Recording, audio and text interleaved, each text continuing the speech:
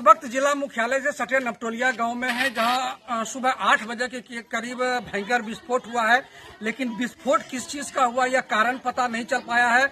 और ये मदरसा में विस्फोट हुआ है। आप देख सकते हैं कि मदरसा पूरी तरह से जबीदोज हो चुका है और इसका मकान पुराना था और मकान जर्जर होकर पूरी तरह से विस्फोट की वजह से नीचे गिर चुका है। हमारे साथ कुछ स्थानीय लोग हैं, उनसे बात करते हैं कि आखिर उन्होंने क्या विस्फोट में क्या देखा, उनका क्या कहना है। हुआ क्या सर, वही सुबह के वक्त में आवाज हुआ, हम लोग आके देखे सारा मदरसा गिर चुका हुआ था। अब क्या था नहीं था अब हम लोग नहीं ना देखने गए सर। 2 महीने से मदरसा बंद है। कितने बजे के आसपास विस्फोट हुआ? वही करीब 8 बजे।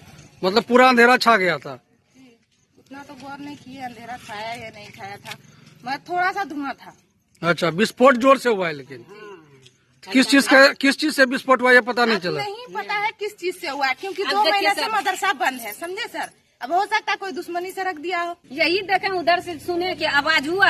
अच्छा, तो वहाँ से हम लोग आए तो यहीं पर से घूम के चले गए, देखे यहाँ पर तो देखे छत गिर गया है।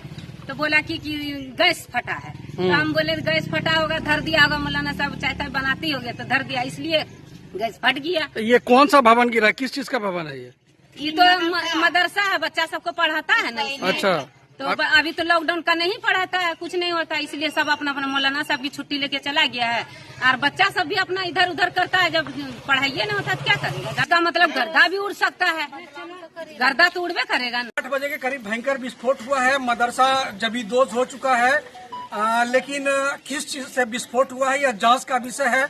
लेकिन जो अफवाहें हैं, स्थानीय लोगों की माने जो अफवाहें चल रही है उसके मुताबिक बम विस्फोट हुआ है। कुछ लोगों का कहना है कि सिलेंडर से विस्फोट हुआ है। हालांकि यह जांच का विषय है। पुलिस मौके पर पहुंच चुकी है और जांच करने में जुट गई है। अब जांच के बाद ही पता चल पाएगा कि यह सिलेंडर से विस्फोट हुआ या बम विस्फोट हुआ है। दीप रंजन सिंह, ETV भारत बांका।